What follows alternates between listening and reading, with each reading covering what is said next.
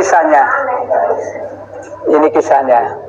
Pagi-pagi, pada pagi-pagi hari dalam perjalanannya kembali ke kota, Yesus merasa lapar. Yesus merasa lapar. Terus Dekat jalan ia melihat pohon ara lalu pergi ke situ. melihat pohon ara lalu pergi ke situ. Terus Tetapi ia tidak mendapat apa-apa pada pohon itu selain daun-daun saja. mangkel. Terus Katanya kepada pohon itu, engkau tidak akan berbuah lagi selama-lamanya. tuh dikutuk ya, nesu ya. Dan seketika itu juga keringlah pohon ara itu. Nah, ini menurut sampun, ini menurut orang Nasrani itu bukti bahwa Yesus itu Tuhan. Begitu mengutuk pohon langsung Mati. mati. Kalau tidak Tuhan tidak bisa begitu Pak, katanya dia. Nah, mendengar gitu saya pertama ya iya. Tapi alhamdulillah akal waras datang ya. Nah, Pak, Yesus itu Tuhan. Ya, Tuhan kok lapar. Lebih-lebih Tuhan kecelek. Iya. Makanya Tuhan kok kecelek. Jadi yang pertama Tuhan kok lapar.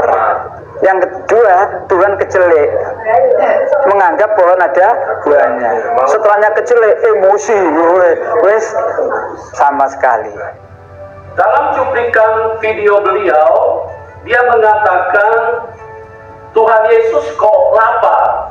Kalau dia Tuhan, masa dia lapar?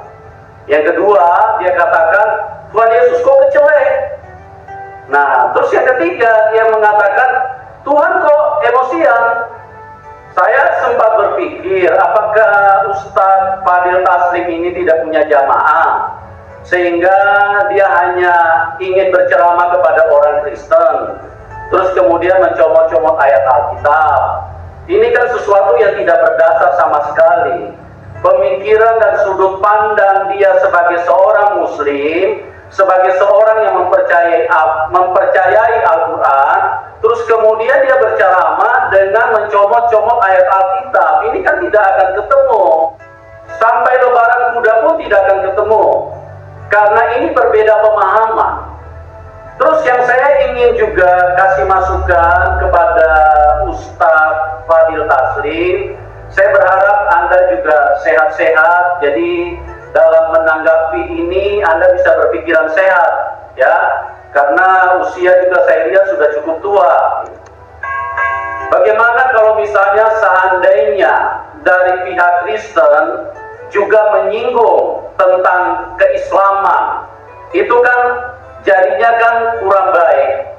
Kan pasti ada yang terluka di situ. Pernah nggak Anda sebagai ustadz, sebagai manusia berpikir kalau Anda bicara menjatuhkan kitab suci orang lain hanya berdasarkan pemahaman Anda, itu melukai orang? Pernah nggak Anda berpikir seperti itu?